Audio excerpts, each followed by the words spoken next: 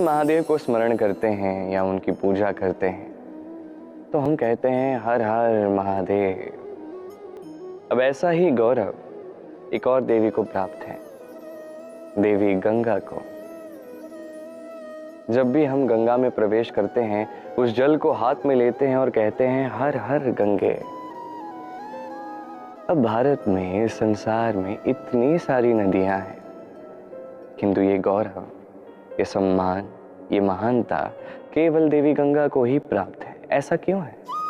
क्योंकि देवी गंगा जहाँ से बहना प्रारंभ करती है, वहीं से इस संसार को सींचना प्रारंभ करती है।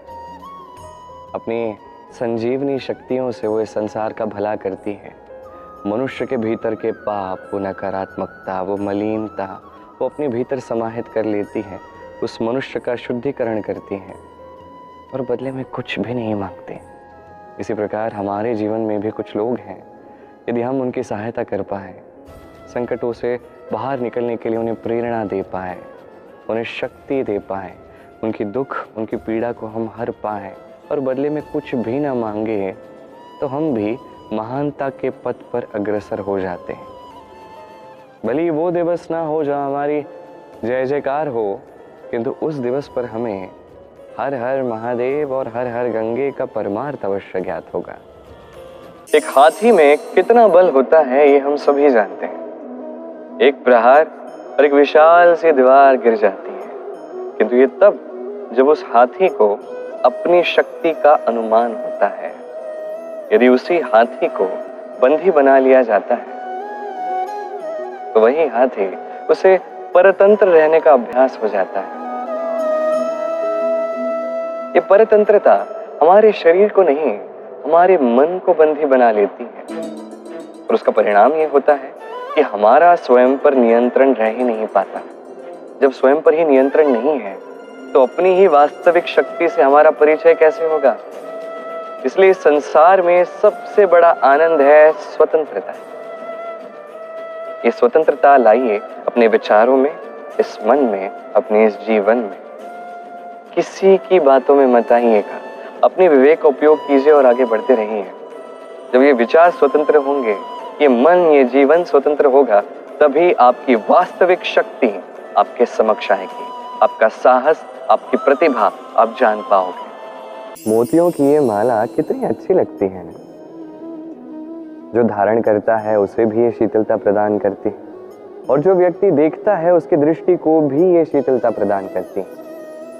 किंतु सोचिए, यदि ऐसा कुछ हो जाए कि जिस धागे से ये मोती की माला बनी है, कोई इस धागे को खींच दे, मोती की ये माला टूट जाए और सारे मोती धरा पर गिर जाए, बिखर जाए, तब क्या हम ये सोचते हैं कि ये तो गिरी हुई वस्तु है, मैं नहीं उठाऊंगा? नहीं ना, हम झुक के एक एक मोती उठाते हैं, पुनः धागे में इन्हें पिरो लेते हैं। क्यों? क्योंकि ये मोती बहुमूल्य होते हैं। इसमें कोई विवाद नहीं कि मोती बहुमूल्य होते हैं, किंतु इनसे भी कहीं अधिक बहुमूल्य होते हैं हमारे जीवन में हमारे संबंध, हमारे नाते।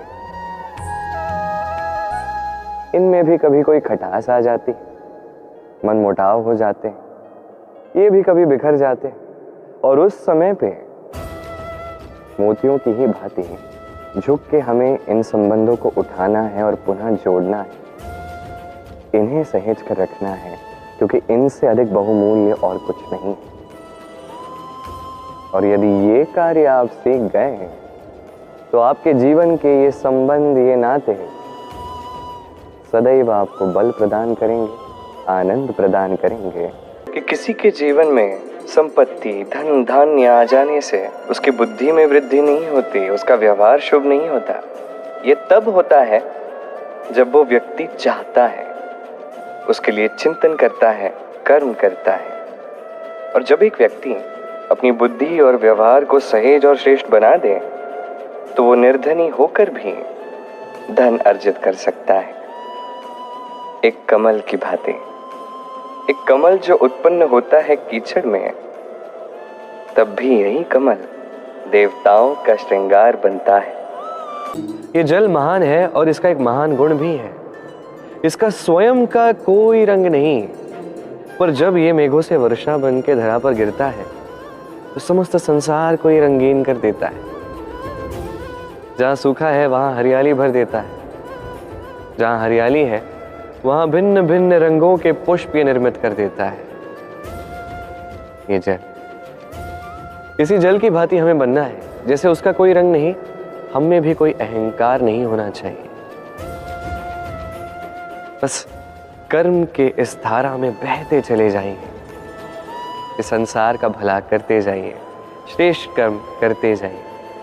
इस संसार को बताने की आवश्यकता ही नहीं है कि आप क्या हैं। आप कर्म में बहेंगे, संसार को आपका मूल्य अपने आप ज्ञात हो जाएगा।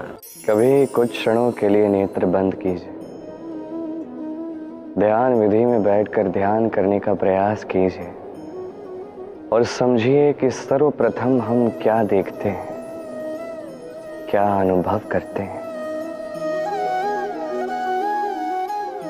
आप देखेंगे कि सर्वप्रथम आपके नेत्रों के समक्ष आपके दुष्कर्म आते हैं, आपका वो छिपा हुआ क्रोध, वो भीतर की पीड़ा, भय, निराशा, यही सब सबसे पहले दिखता है और यही सब हमारे दुख का कारण भी बनता है। इस सब का तथ्य क्या है? बस एक ही तथ्य है और वो ये कि हमारा ये मन इसे दुष्कर्म प्रिय है ही नहीं। हमारा ये मन तो एक सुखद जीवन जीना चाहता है, सत्कर्म करना चाहता है। तो यही कीजिए, शुभ विचार रखिए, शुभ कर्म कीजिए, सकारात्मकता के साथ जीवन में आगे बढ़ते जाइए। फिर नेत्र बंद करके स्वयं में झांक कर देखिए, कोई दुख नहीं होगा। ये मन प्रसन्नता और प्रेम से भर जाएगा और बार बार कहेगा, राधे राधे।